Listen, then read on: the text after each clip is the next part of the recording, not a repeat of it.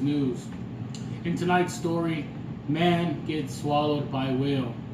Whale says, he ain't even taste that good. And in local news, local judge gets his hair cut off and loses all his muscles. And in the city of Jericho, a man complains about noise and all the walls come down. To start off, a man gets cheated out of his own deal. And as we send you to Christine, who is live with that man. Christine, do you hear us, Christine? Yes, Ralph. I can barely hear you, but I can hear you. Hello, everybody. I am Christine, and I am here live with Jacob, who states he's been cheated out of a deal with his father-in-law. How y'all doing? My name is Jacob.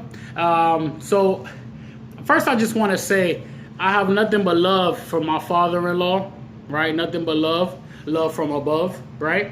And even though he did me dirty, even though he cheated, you know what I'm saying, he lied, and it was not the first time, right? If I remember correctly, I worked 14 years, right? That was the first one. But this one, it hurt a little bit.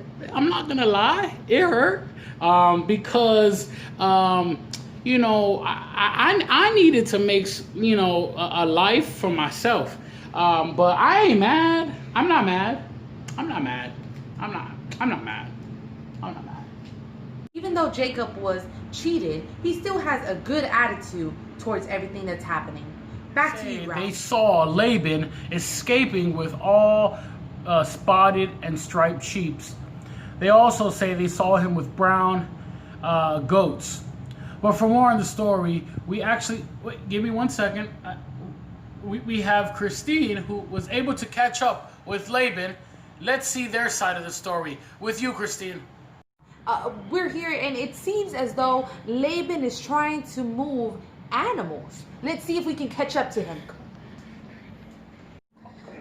Excuse me, Laban. What? Laban, are you moving this animal? What's going on? Are you moving this animal? It's mine. You're being accused of cheating your brother-in-law, Jacob, Brother-in-law? You mean my son-in-law? His sheep. You mean my son? I'm sorry. Yes, your son-in-law. This is mine. Jacob. Get that camera on my face. Sir, is it true? Come on. Is this true? So, what do you have to say to this? Look, let me tell you something. Let me tell you something. That was my sheep. I moved them because I was going to go wash them. All right. Now, it seems like get this the one camera on my face. It seems like this one, sir, is the spotted one. Is it the spotted? Is this a spotted cow? This one. Let me see. Oh yeah, it is. But this one's mine. I get that camera on my face. Have it, guys. Sorry you had to witness, but this is the type of news that you get here in C.M.R. Kids News. Back to you, Ralph. C.M.R. Kids, welcome again to another Bible study. As you already know, I'm Ralph, and I hope you guys enjoyed that news with your news anchor and your beautiful news anchor, Christine. So today's story is actually really, really cool. To be honest with you, it's one of the stories that I've never really heard of, you know. So it just goes to show how the Bible is, you know, so amazing that even when you think that you know a lot, there's still more to learn. Today's Bible story can be found in Genesis, and I'll put the verse somewhere in this video, 30, 25 to 43. And for those que solo hablan español, la historia de hoy se puede encontrar en Génesis 30, 25 al 43. Okay? So I'm going to read it, and then I'm going to kind of explain what was happening with Jacob and his father-in-law, Laban. All right? So the Bible says, "Let me pass through all your flock today, removing from there all the speckled and spotted sheep, and all the brown ones among the lambs, and the spotted and speckled among the goats, and these shall be my wages." So as you guys learned in Lisette's class, that Jacob worked for his wife, but he was tricked, right? He was tricked by his father-in-law. And so instead of working 7 years, how many of you guys know how long he worked for? All right, if you said 14 years, you got it. So at the end of the 14 years, he went to his father-in-law and he said, you don't have to pay me anything. All I want is your sheep, but certain sheep, not all your sheep. He said he wanted the spotted and speckled among the goats, and he also wanted the speckled and spotted among the sheep and the brown ones. And Laban said, oh, that it were according to your word. So he basically said, you know what, you can have them, right? You work for it, you can have them. Now these sheep were Laban, but he was allowing Jacob to have sheep of his own so that he can have, I guess you could say, some wealth, or he can have his own sheep. So it says in verse 35, so he removed that day the male goats and that were speckled and spotted, all the female goats that were speckled and spotted, every one that had some white in it, and all the brown ones among the lambs, and gave them into the hands of his son. So Laban said, okay, you want all the spotted and speckled goats? Well, if they're not there, you can't take anything. So what did he do? He got all those animals that were spotted, that were speckled, just like the ones that Jacob had asked for. And what did he do? He gave them to his son. And the Bible says, then he put 3 days' journey between himself and Jacob. And Jacob fed the rest of Laban's flock. So Laban, his father-in-law, his family, didn't want Jacob to go away. He didn't want him to prosper. So what did he do? He took all those sheep and he moved them somewhere else. So he tricked Jacob. Remember, in verse 34, he said, sure, if you want them, you can have them. But then he changed his mind. Verse 37, it says, now Jacob took for himself rods of green poplar and of the almond and chestnut trees, peeled white strips in them. So basically what he got kind of like a piece of stick, right? And he peeled strips into them, and it kind of showed like the white inside of the stick.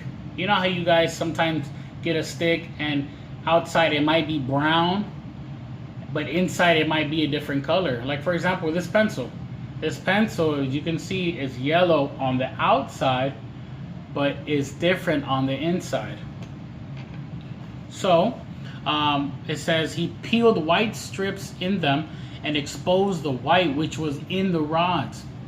And the rods which he had peeled he set before the flocks in the gutters and in the watering troughs where the flock came to drink, so that they should conceive when they came to drink. So what does that mean? God put an idea in Jacob's head. Okay, Jacob, without God, could not have thought of this. This is something that it might even seem a bit supernatural, right? Where he took a stick, he carved into it, and he put the stick inside of the watering troughs where the sheep were drinking. And then it says, and to drink, so that they should conceive when they came to drink. So the flocks conceived before the rods, and the flocks brought forth streaked, speckled, and spotted. Thus the man became exceedingly prosperous. So what was the original deal? The original deal was that Jacob was going to take all the spotted, speckled sheep from Laban. What did Laban do? He took all of those away, leaving only the white sheep. So Jacob couldn't take any of the white, because the deal was he was only going to take the spotted, speckled, and brown sheep.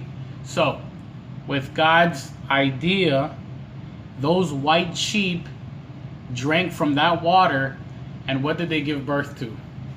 More white sheep? No. They gave birth to spotted, speckled, brown sheep. So what was the deal? That he could take those sheep for himself. All right, C.M.R. kids. So why is this story important to us? What can we learn from Jacob and Laban's deception? In life, sometimes you're going to have situations that seem a bit unfair. And things are not going to be easy. But what's important is how you approach that situation, how you see that situation. All right? And you always have two ways of seeing something. You can see things in a positive way, which means you see it as something that can be done, as something that you can achieve, as something that even though it may be hard, God will show you a way. Or you can see it the negative way. You can complain. You can say, this is not fair. You can say, he tricked me. You can say, I can't believe this happened to me. Nothing good will ever happen to me ever again. And to illustrate that, I want to show you this. This is a bottle of water, but inside, if you can see, I have a pen. You guys see that? Now, I have a dilemma. I have to take this pen out, but I cannot touch the actual bottle, the inside, or the top part to take it out. How do I do this? How do I achieve this? I can say, you know what, this is too tough. No, this is not fair. How can I do it? I'll never be able to do it. I'll never be able to get this pen out of this bottle. How do you expect me to do this? I can take that route and I can be negative.